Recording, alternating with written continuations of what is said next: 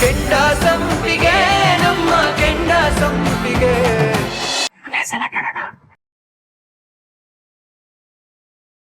ಅವಲಕ್ಕಿ ಏನಪ್ಪ ರಾಜ್, ದಾರಿಲಿ ಆಟ ಆಡ್ತಾ ಇದೀಯಾ? ಸ್ವಲ್ಪ ಜಾಗ ಬಿಡು. ಬನ್ನಿ ಆಂಟಿ. ಏನ್ರಿ ಒಬ್ರೇ ನಗ್ತಾ ಇದ್ದೀರಾ? ಏನಿಲ್ಲ, ಮೊಮ್ಮಗ ತಾತನ್ ಕೇಳದ್ನಂತೆ, ಅಜ್ಜ ನೀವು ಮೊದಲು ಹೆಂಗಿರ್ತಾ ಇದ್ರಿ, ಯಾವುದೇ ಟೆಕ್ನಾಲಜಿ ಇಲ್ದೆ, ಟಿವಿ ಇಲ್ದೆ, ಮೊಬೈಲ್ ಇಲ್ದೆ, ಕಂಪ್ಯೂಟರ್ ಇಲ್ದೆ, ಬೈಕ್ ಇಲ್ದೆ. ಅದಕ್ಕೆ ಅಜ್ಜ ಹೇಳದ್ನಂತೆ, ಪೂಜೆ ಪುನಸ್ಕಾರ ಇಲ್ದೆ, ಆಚಾರ ವಿಚಾರ ಇಲ್ದೆ, ದಾನ ಧರ್ಮ ಇಲ್ದೆ, ನಾಚಿಕೆ ಮಾನ ಮರ್ಯಾದೆ ಇಲ್ದೆ ಹೆಂಗಿರ್ತಿರೋ ನಾವು ಹಂಗೇ ಇರ್ತಾ ಇದ್ವಿ ಅಂತ. ಏನಾಯ್ತು? ಏನದು ಏನಾಯ್ತಪ್ಪ? ನಿಧಾನಕ್ಕೆ ಕಾಡ್ಬಾರ್ದ? ಏನಮ್ಮ, ಏನಪ್ಪ ನೀನು? ಕುತ್ಕೋ ಕುತ್ಕೋ. ರತಿ, ನಿನ್ಗೇನಾಗಿಲ್ಲ ತಾನೆ? ಈಗ ಅದನ್ನೆಲ್ಲ ಗುಡ್ಸಾಕು ಬೇಗ, ಇನ್ಯಾರು ಚುಚ್ಕೊಂಡ್ಬಿಟ್ಟಾರೋ. ಅರ್ಶನ ತಗೊಂಬ. ಬಿಡಿ ಅತ್ತೆ, ಪರವಾಗಿಲ್ಲ, ಏನಾಗಿಲ್ಲ. ಏನಪ್ಪ, ಮಗು ಜೊತೆ ಯಾರಾದ್ರೂ ಗ್ಲಾಸ್ ಅಲ್ಲಿ ಆಟ ಆಡ್ತಾರ? ನಿನಗ್ ಬುದ್ಧಿ ಬೇಡವಾ? ಸಾರಿ ಆಂಟಿ, ಗೊತ್ತಾಗಿಲ್ಲ. ಸಾರಿ ಅಂತೆ ಸಾರಿ. ಸಾರಿ ಹೇಳ್ಬಿಟ್ರೆ ಆಗಿರೋ ನೋವು ಹೋಗ್ಬಿಡೋದೇನಪ್ಪ? ಬುದ್ಧಿ ಇರೋನ್ ಮಾಡೋ ಕೆಲ್ಸನ ಇದು.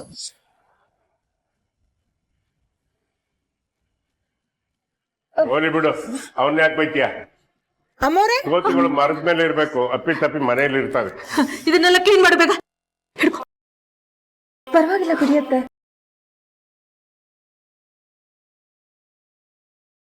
ಬಿಡಿ, ಸುಮ್ನೆ ನೀನ್ ನನ್ ಕಾಲ್ ಮುಟ್ಬಿಡಿ, ನಾನು ಆಮೇಲೆ ಹಚ್ಕೊಳ್ತೀನಿ. ಸಾರಿ ಅಕ್ಕ, ತುಂಬಾ ನೋವಾಯ್ತಾ?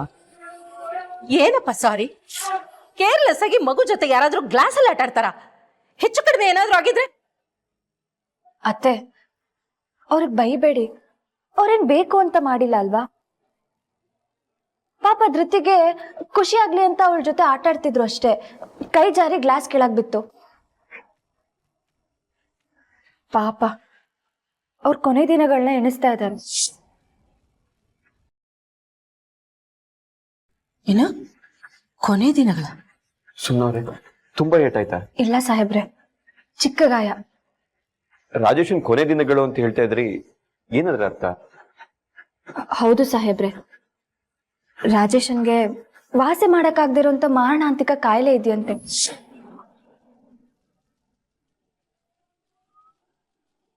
ರತೀಶ, ಆ ಕಾಯಿಲೆ ಹೆಸರೇನು ಅಂತ ಹೇಳು. ನೋಡು, ಮನೆಯವರಿಂದ ಈ ತರ ವಿಷಯಗಳನ್ನ ಮುಚ್ಚಿಡಬಾರ್ದು. ಒಂದ್ ವೇಳೆ ಹಾಗೆ ಮಾಡಿದ್ರೆ ಮುಂದೆ ಮನೆಯವರು ಮುಂಚೆನೆ ನಮ್ಗೆ ವಿಷಯ ಗೊತ್ತಿದ್ರೆ ಹೇಗಾದ್ರೂ ಮಾಡಿ ಉಳಿಸ್ಕೋಬೋದಿತ್ತು ಅಂತ ಜೀವನ ಪೂರ್ತಿ ಕೊರಗ್ತಾರೆ.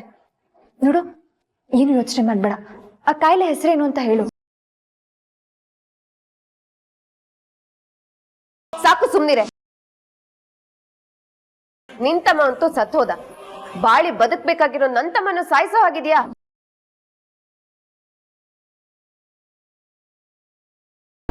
ಕೇಳ್ತಿದ್ದಾರೆ ತಾನೆ, ಯಾವ ಕಾಯಿಲೆ ಇದೆ ಹೇಳು. ಅಕ್ಕ, ಸಮಾಧಾನ ಮಾಡ್ಕೊಳ್ಳಿ. ಇದಕ್ಕೆ, ಈ ಭಯಕ್ಕೆ ಅವ್ರು ನಿಮ್ಮ ಹತ್ರ ಇರೋ ವಿಷಯ ಹೇಳ್ಕೊಂಡಿಲ್ಲ. ರಾಜೇಶ, ಹೇಳಪ್ಪ. ಅದೇನೋ ಅಮೆರಿಕನ್ ಡಾಕ್ಟರ್ ಕೂಡ ವಾಸ ಮಾಡಕ್ ಆಗಲ್ಲ ಅಂತ ಹೇಳಿದ್ಯಲ್ಲ, ಅದನ್ನೆಲ್ಲ ಹೇಳು.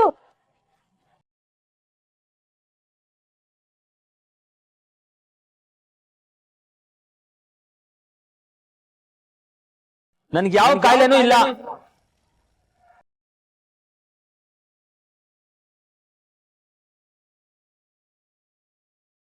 ಹೌದು, ನನ್ಗೆ ಯಾವ ಕಾಯಿಲೆನೂ ಇಲ್ಲ. ರಾಜೇಶ, ನಾನು ಯಾಕಕ್ಕ ಅವ್ರಿಗೆ ನನ್ನ ಹತ್ರ ಕಾಯಿಲೆ ಇದೆ ಅಂತ ಹೇಳಿ? ಸರಿ, ನಾನು ನಿಮ್ಮ ಹತ್ರ ಕಾಯಿಲೆ ಇದೆ ಅಂತ ಹೇಳಿದ್ರೆ ಅದ್ರ ಹೆಸರಲ್ಲಿ ನೋಡೋಣ. ನಿನ್ನೆ ಕೇಳ್ತಿರೋದು, ಯಾಕೆ ಸುಮ್ನೆ ನಿಂತಿದ್ಯಾ? ಹೇಳು, ಕಾಯಿಲೆ ಹೆಸರು ಕೇಳ್ತಿದ್ದಾನೆ, ಹೇಳು. ಅಕ್ಕ, ನಾನು ಕಾಯಿಲೆ ಹೆಸರು ಏನು ಅಂತ ಕೇಳ್ದೆ, ಆದ್ರೆ ಅದೇನೋ ಇಂಗ್ಲಿಷ್ ಅಲ್ಲಿ ಇಷ್ಟು ದೊಡ್ಡ ಹೆಸರಿದೆ, ನಿಮ್ಗೆ ಹೇಳಿದ್ರೆ ಅರ್ಥ ಆಗಲ್ಲ, ಅದು ಇದು ಅಂತ ಹೇಳ್ದ. Shut up. ಈ ಕೆಟ್ಟ ಬುದ್ಧಿನ ಬಿಡೋದೇ ಇಲ್ವಾ ನೀನು? ಇನ್ನು ಬಾಳಿ ಬದುಕ್ಬೇಕಾಗಿರೋ ನನ್ನ ತಮ್ಮಂಗೆ ಕಾಯಿಲೆ ಇದೆ, ಸತ್ತೋಗ್ತಾನೆ ಅಂತ ಹೇಳ್ತಿಲ್ಲ. ಥು, ಒಬ್ರಿಗೆ ಒಳ್ಳೇದ್ ಬಯಸ್ಬೇಕು ಅನ್ನೋ ಮನ್ಸೇ ಇಲ್ವಾ? ನೋಡಿದ್ರ ಮಾವ ಹೊಸ ನಾಟಕ ಇಳಿದು? ಕೇಳಿಸ್ಕೊತಾ ಇದ್ದೀನಮ್ಮ. ಈ ಮನೇಲಿ ನನ್ನ ಕಣ್ಮುಂದೆ ಇನ್ನೂ ಎಂಥೆಂಥ ನಾಟಕಗಳು ನಡೀತವೆ ಅಂತ ಕಾದು ನೋಡ್ತಾ ಇದ್ದೀನಿ.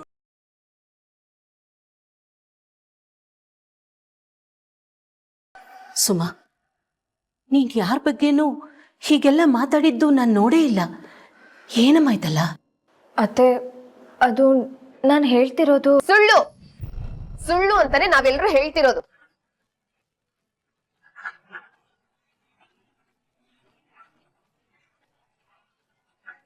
ಇಂಪಾರ್ಟೆಂಟ್ ಕಾಲ್, ನಿನ್ನ ಆಮೇಲೆ ವಿಚಾರಿಸ್ಕೋತೀನಿ. ಧೃತಿ, ರೆಡಿ ಒಳಗೆ.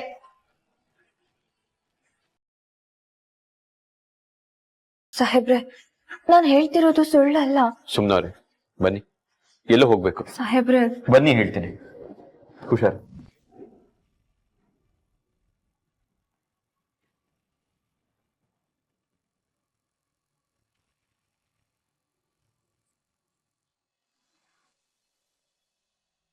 ರಾಜೇ, ನಿನಗೆ ಪದೇ ಪದೇ ಹೇಳ್ತಿರ್ತೀನಿ ಅದನ್ನ ಅಲ್ಲಿ. ಓಹೋಳಿ ಅಂದ್ರು. ಸುಮ್ನಾ ಬನ್ನಿ ಬನ್ನಿ, ಈಗ ಬಂದ್ರಾ? ಕೂತ್ಕೊಳ್ಳಿ. ಏನು ಬೇಡ ರಮ್ಯ, ಏನು ಬೇಡ. ಕೂತ್ಕೊಳ್ಳಿ. ಸಾಹೇಬ್ರೆ, ನಾವ್ ಇಲ್ಲಿಗೆ ಯಾಕೆ ಬಂದ್ವಿ? ಹೇಳ್ತೀನಿ, ಬನ್ನಿ. ಹುಷಾರ್. ಚೆನ್ನಾಗಿದ್ದೀನಮ್ಮ. ರಾಮಯ್ಯ ಅವರೇ, ಈ ಕಾಲೋನಿನೇ ನನ್ನ ಕುಟುಂಬ. ಆದ್ರೆ ನಿಜವಾಗ್ಲೂ ಹೇಳಬೇಕು ಅಂದ್ರೆ ನನ್ನೂರು ಅಂತಿರೋದು ನೀವುಗಳೇ. ಇದು ತಗೊಳ್ಳಿ. ಏನಿದು ಸಾಹೇಬ್ರೆ? ಇದರಲ್ಲಿ 25 ಲಕ್ಷ ಇದೆ. ನನ್ಗೆ ಯಾಕೆ ಇದು ಕೊಡ್ತಿದ್ದೀರಿ? ರಾಮಯ್ಯ ಅವರೇ, ಕಾಲೋನಿಯಲ್ಲಿ ಸ್ಟಡಿ ಸೆಂಟರ್ ಕಟ್ಟಿಸ್ತೀನಿ ಅಂತ ಮಾತು ಕೊಟ್ಟಿದ್ದೆ. ಆದ್ರೆ ಈಗ ನಾನೇ ಮುಂದೆ ನಿಂತ್ಕೊಂಡು ಕಟ್ಸೋ ಪರಿಸ್ಥಿತಿಯಲ್ಲಿ ನಾನಿಲ್ಲ. ಎಲೆಕ್ಷನ್ ಇರೋದ್ರಿಂದ ಕೆಲವು ರೆಸ್ಟ್ರಿಕ್ಷನ್ಸ್ ಇರುತ್ತಲ್ವಾ, ಅದಕ್ಕೆ ಈ ಸ್ಟಡಿ ಸೆಂಟರ್ನ ನೀವು ಕಟ್ಟಿಸ್ತಾ ಇದ್ದೀರಾ ಅಂತ ಹೇಳಬೇಕು. ಪ್ರತಿ ಹಂತದಲ್ಲೂ ನಾನು ನಿಮ್ಮ ಜೊತೆ ಇರ್ತೀನಿ, ಸಹಾಯ ಮಾಡ್ತೀನಿ. ಕೆಲಸ ನಂದು, ಹೆಸರು ನಿಮ್ದು. ಆ ಸ್ಟಡಿ ಸೆಂಟರ್ಗೆ ನಮ್ಮ ರಾಜೇಶನ್ ಹೆಸರಿಡೋಣ. ಹೇಗೂ ಸುಮ್ನವ್ರಿಗೆ ರಾಜೇಶ ಓದಿ ಒಳ್ಳೆ ಸ್ಥಾನಕ್ಕೆ ಹೋಗ್ಬೇಕು ಅಂತ ಆಸೆ ಇತ್ತಲ್ವಾ. ಈ ಸ್ಟಡಿ ಸೆಂಟರ್ ಅಲ್ಲಿ ಬೇರೆ ಮಕ್ಕಳು ಓದಿ ಒಳ್ಳೆ ಕರಿಯರ್ ಕೊಟ್ಕೊಂಡ್ರೆ ಸುಮ್ನವ್ರಿಗೂ ತುಂಬಾ ಖುಷಿ ಆಗುತ್ತೆ. ಏನ್ ಹೇಳ್ತೀರಾ ಸುಮ್ನವ್ರೆ?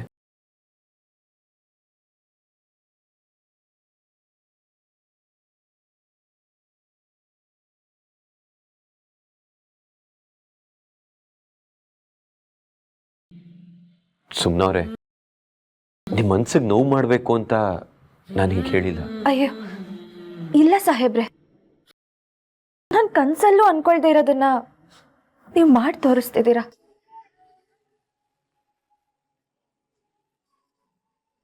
ನನ್ನ ತಮ್ಮನ ನೆನಪನ್ನ ಅಚ್ಚಳಿಯದೆ ಉಳಿಯೋಂಗ್ ಮಾಡ್ತಿದ್ದೀರಾ. ಇದಕ್ ನಾವ್ ಯೋಗ್ಯರಾ? ನನ್ನ ಮಗಳು ಹೇಳ್ತಿರೋದು ಇಟ ಸಾಹೇಬ್ರೆ. ನಾವೇನು ಮಾಡಿದ್ದೀವಿ ಅಂತ ನಮ್ಮ ಮೇಲೆ ಇಷ್ಟೊಂದು ಅಕ್ಕರೆ ತೋರಿಸ್ತಾ ಇದ್ದೀರಾ ನೀವು. ಇದಕ್ಕೆ ನಾವು ನಿಮ್ಗೆ ಏನು ಕೊಡೋದು, ಹೆಂಗೆ ಕೃತಜ್ಞತೆ ಸಲ್ಲಿಸೋದು? ತುಂಬಾ ದೊಡ್ಡದನ್ನೇ ಕೊಟ್ಟಿದ್ದೀರಾ ರಾಮಯ್ಯ ಅವರೇ. ಸುಮ್ನವ್ರನ್ನ ನಂಗೆ ದಾರಿ ಎರೆದು ಕೊಟ್ಟಿದ್ದೀರಾ. ಅದಕ್ಕಿಂತ ನಂಗೆ ಏನ್ ಬೇಕು ಹೇಳಿ? ರಾಮಯ್ಯ ಅವರೇ, ಸುಮ್ನವರು ನಂಗೆ ಎಷ್ಟು ಬೆಂಬಲವಾಗಿ ನಿಂತಿದ್ದಾರೆ ಅಂತ ನಂಗೆ ಚೆನ್ನಾಗಿ ಗೊತ್ತು. ಅಷ್ಟೇ ಅಲ್ಲ, ನನ್ನ ಮನೆ ಪರಿಸ್ಥಿತಿನ ಸುಧಾರಿಸೋದಕ್ಕೆ ಎಷ್ಟು ಪ್ರಯತ್ನ ಪಡ್ತಿದ್ದಾರೆ ಅಂತ ನಾನು ನೋಡಿದ್ದೀನಿ. ಅದಕ್ಕೆ ಒಳ್ಳೆ ಉದಾಹರಣೆ ನನ್ನ ತಮ್ಮ. ನನ್ನ ತಮ್ಮ ಇವಾಗ ಒಳ್ಳೆ ವ್ಯಕ್ತಿ ಆಗ್ತಿದ್ದಾನೆ ಅಂದ್ರೆ ಅದಕ್ಕೆ ಕಾರಣ ಸುಮ್ಮನವರೇ. ನಮ್ಮ ಮನೇಲಿ ಒಂದು 4 ಒಳ್ಳೆ ವಿಷಯ ನಡೀತಾ ಇದೆ ಅಂದ್ರೆ ಅದಕ್ಕೆ ಕಾರಣ ನಿಮ್ಮ ಮಗಳೇ. ಇದಕ್ಕಿಂತ ಹೆಚ್ಚು ನಾನು ಏನ್ ಬಯಸ್ಲಿ ಹೇಳಿ? ರಾಮಯ್ಯ ಅವರೇ, ನಾನು ಸದ್ಯಕ್ಕೆ ಎಲೆಕ್ಷನ್ ಕಡೆ ಗಮನ ಕೊಡಬೇಕು. ನೀವು ಸ್ಟಡಿ ಸೆಂಟರ್ ಕಟ್ಸೋದ್ರ ಕಡೆ ಗಮನ ಕೊಡಿ. ನಿಮ್ಮನ್ನು ಬಿಟ್ಟರೆ ನಾನು ಬೇರೆ ಯಾರೂ ನಂಬೋದಕ್ಕಾಗಲ್ಲ. ಅಯ್ಯೋ, ಅದ್ರ ಬಗ್ಗೆ ಚಿಂತೆ ಬಿಡಿ ಸಾಹೇಬ್ರೆ, ಅದನ್ನೆಲ್ಲ ನಾನು ನೋಡ್ಕೊಂತೀನಿ.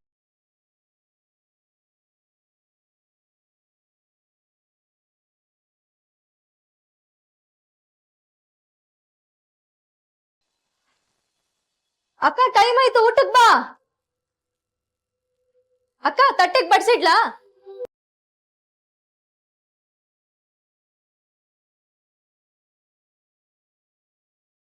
ಇದೇನಿದು ಹೀಗ್ ನಿಂತ್ಕೊಂಡಿದ್ದಾಳೆ?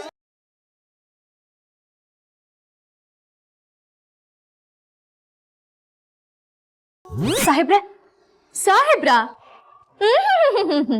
ಮೇಡಮ್ ಅವರು ಸಾಹೇಬ್ರ ಬಗ್ಗೆ ಕನ್ವರ್ಸ್ತಿದ್ದಾರೆ. ಅದು ರಾಜಿ.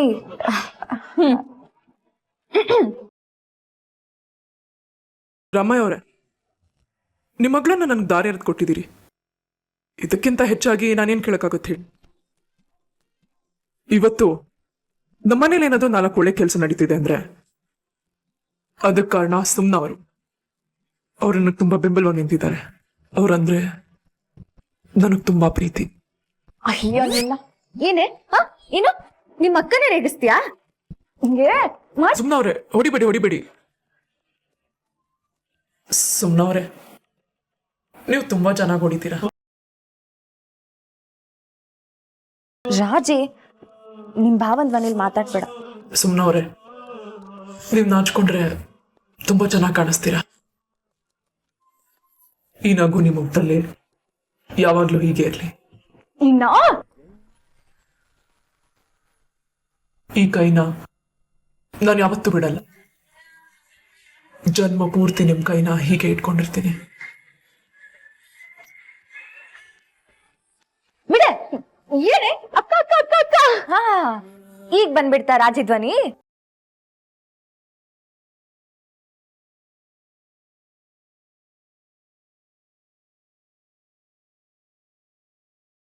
ಅಕ್ಕ, ಬಾಬಾ ತುಂಬಾ ಸ್ಪೀಡಲ್ಲಿ ಇದ್ದಾರೆ, ನೀನೇ ಸ್ಲೋ ಆಗಿ ಹೋಗಿರೋದು. ನಾಳೆ ನಿನ್ಗೆ ಹುಟ್ಟೋ ಮಗುಗೆ ರಾಜೇಶ್ ಅಂತ ಹೆಸರು ಇಟ್ರು ಇಡ್ಬೋದು. ಏ ಹೋಗೆ. ಆಹಾ ನಾಚಿಕೆ ನೋಡು ಕಳ್ಳಿಗೆ. ರಾಜಿ